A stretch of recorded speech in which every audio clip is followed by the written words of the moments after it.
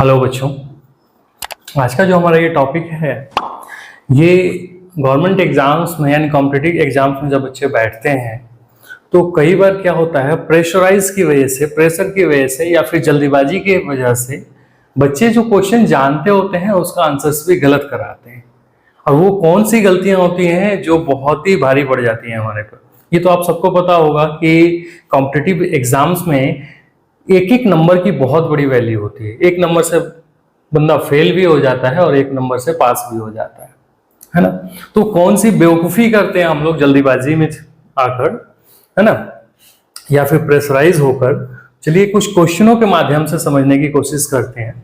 कोई हम लोग एक क्वेश्चंस का टॉपिक लेते हैं जिससे शायद आप लोगों को क्लियर हो। चलिए कुछ ज़्यादा नहीं, इस वीडियो को भी हम हर बार की तरह ज़्यादा लेंथी नहीं करेंगे, छोटे से में इसे समझने की कोशिश करेंगे। कुछ एग्जांपल्स लेते हैं। जैसे मानिए ये क्वेश्चंस है, इसमें कहा गया है, ध्यान से आप लोग देखना, बहुत ही ईजी है, देखने में बहुत ईजी क्वेश्चन है, लेकिन हम लोग जल्दीबाजी के चक्कर में गलत कर देते हैं इन चीज़ों को। कैसे? इसमें कहा गया है अंडर रूट 16 का वर्गमूल क्या होगा, यानी what is the square root of 16। तो नॉर्मली जो बच्चे क्या करते हैं, देखिए इसमें बच्चे क्या करते हैं, इसमें हम लोग एक दूसरा कलर ले लेते हैं जिससे आप लोगों को क्लियर हो। ठीक है, गुड। अब इसमें पूछा गया है अंडर रूट 16 यानी अंडर रूट 16 यानी रूट 16 का वर्गमूल।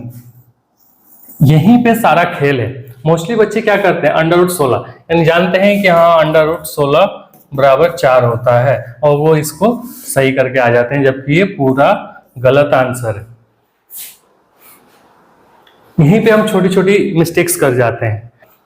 ऑफ का मतलब हो गया जो इसकी वैल्यू है, इसकी वैल्यू जो है इसका वर्गमूल क्या होगा, यानी उसका अंडर रूट क्या होगा। यहाँ पे वो है, यानी स्क्वायर रूट पूछ रहा है, यानी what is the square root of under root 16, यानी स्क्वायर रूट ऑफ 16, यानी स्क्वायर रूट ऑफ 16 का भी स्क्वायर रूट पूछ रहा है। सही देखिए कैसे होगा, इसको थोड़ा हम रफली कर देते हैं। देखिए एक्चुअली क्या है, जो यहाँ पे अंडर रूट 16 है, ये अंडर रूट 16 ऑलरेडी क्या है, 4 है।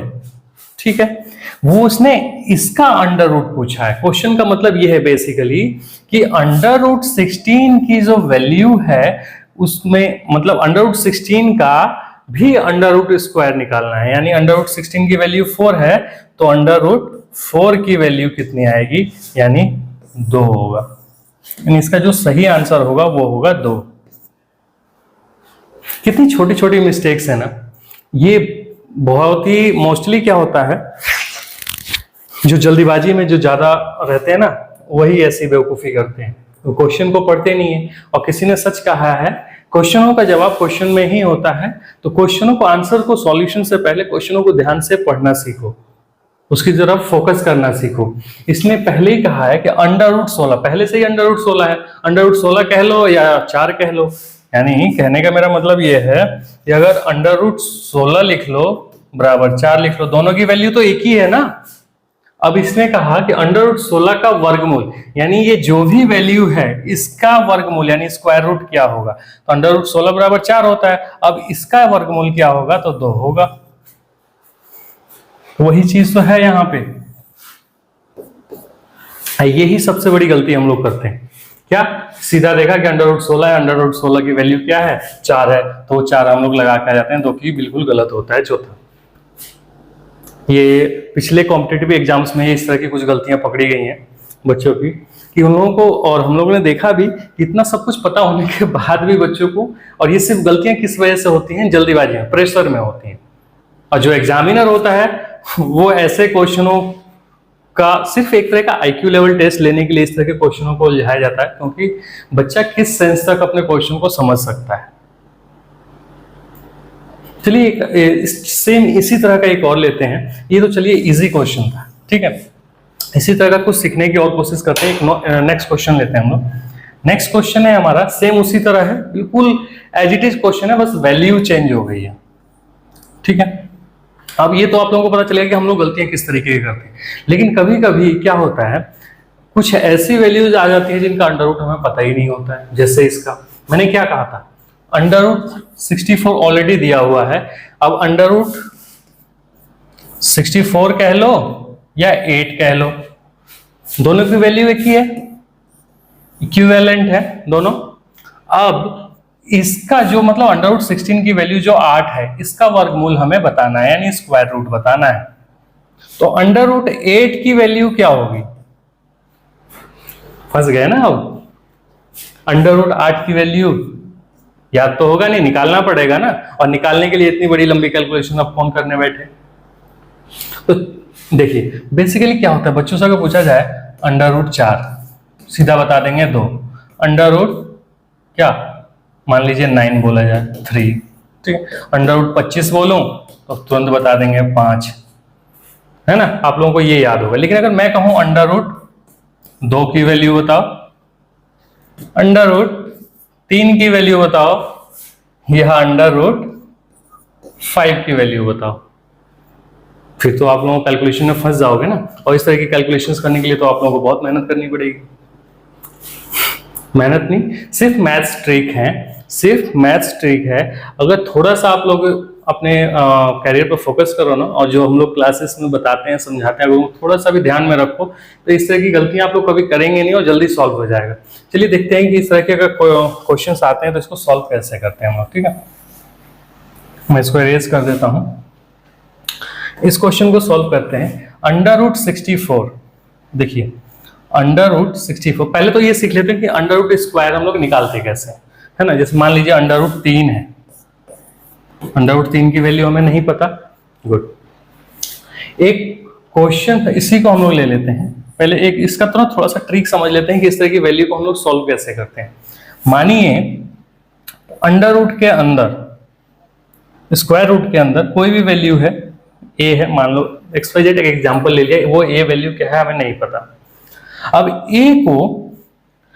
अब ए की वैल्यू जैसे हो गई ना, जैसे मान लो इसका अंडर रूट हमें नहीं पता, जैसे 3 का हमें अंडर रूट नहीं पता। अब ए को हमने मान लिया, 3 को जो हमने मान लिया ए, इसी ए की वैल्यू हमने यहाँ रखी है, हमें ए की वैल्यू यानी अंडर रूट 3 की वैल्यू नहीं पता। तो इस 3 को जो है ना, 3 को इस तरह से जोड़ो घटाओ, यानी उसके आसपास का वर्गमूल जो आपको पता हो। जैसे 3 से पहले का मान लीजिए, 3 से पहले 2 होता है, 3 के बाद 4 होता है, 5 होता है, इधर 1 होता है, यानी इस तरह की काउंटिंग चलती है ना। तो इससे पहले या फिर 3 के बाद ऐसी संख्या देखो, नियरेस्ट संख्या, यानी 3 से पहले जो नियरेस्ट संख्या जिसका वर्गमूल, जिसका स्क्वायर आपको पता हो। जैसे 2 का स्क्वायर आपको नहीं पता, 1 का नहीं पता, लेकिन आगे की तरफ चलोगे तो 4 का स्क्वायर आपको पता है, ठीक है। इस तरह की वैल्यू जब हम लेते हैं तो इस तरह की वैल्यू लो और माइनस कर दो 1, यानी ये जोड़ो या घटाओ, कहने का मतलब बीच वाले अंडर रूट संख्या को इस तरह से जोड़ो या घटाओ, और लेकिन पहली वो संख्या लो जिसका वर्गमूल आपको इजिली पता हो। अब पता होने के चक्कर में जैसे मान लो 4 की वैल्यू पता है, अब इसमें फॉर्मूला क्या कहता है, इसको ए मान लो, इसको बी मान लो, ठीक है। जिसको भी आप जोड़ो या घटाओगे तो ये बन क्या जाता है कि जो ए होगा इसको हम लोग लिखेंगे अंडर रूट में, ठीक है। अगर जोड़ते हैं या घटाते हैं उसका साइन आएगा यहाँ पे, ठीक है। अब प्लस इसके यहाँ पर क्या आ जाएगा, सिर्फ वैल्यू क्या आएगी, सॉरी इसकी वैल्यू क्या आएगी, बी, कहाँ गया, इसको इरेज कर देते हैं। इसकी वैल्यू यहाँ पे आएगी बी, और डिवाइडेड में 2 गुना हो जाएगा क्या, ये अंडर रूट ए। सिर्फ ये वैल्यू आपको, ये है फॉर्मूला, इसके आधार पे हम लोग इस क्वेश्चनों को सॉल्व करेंगे। कैसे करेंगे एक बार देखते हैं। मैं एक काम करता हूं, पहले इसको थोड़ा सा इरेज कर देता हूं, ये शायद आप लोगों के समझ में ना आए, इसको अलग हटा देते हैं इरेज करके, ठीक है। और इसको जो है इसको भी काट देते हैं, इसको उठाते हैं, ठीक है, और इसको यहाँ ले चलते हैं। इस फॉर्मूले के आधार पर हम लोग इसको सॉल्व करते हैं, तब आपको जल्दी समझ में आ जाएगा। ये जो है किसका था, अंडर रूट वो वैल्यू थी जो हमें पता नहीं थी, ठीक है। इसको हमने 2 भागों में तोड़ा था,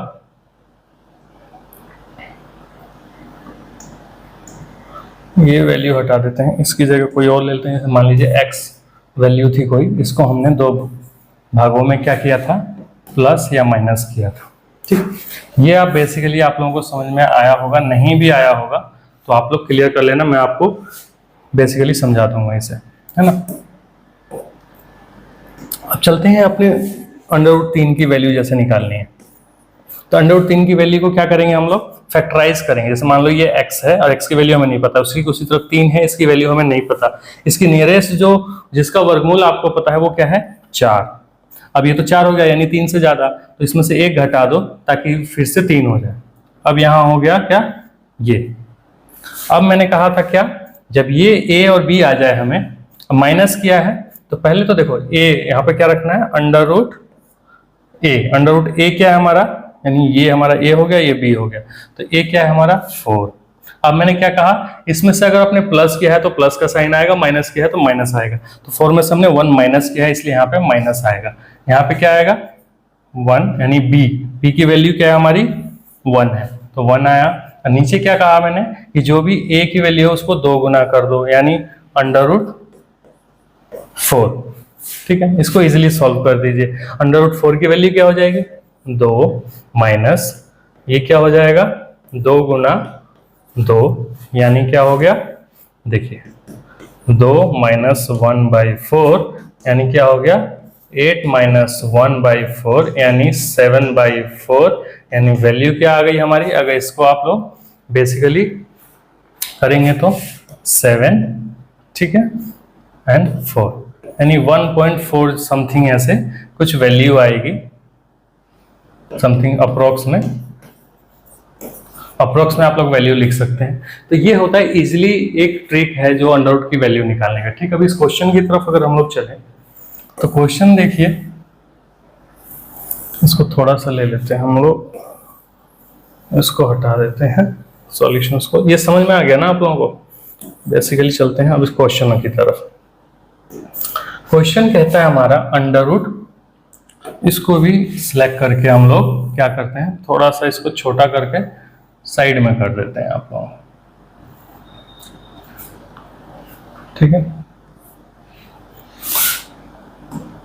चलिए क्वेश्चन की तरफ आते हैं। कहता है √64 की वैल्यू बतानी है।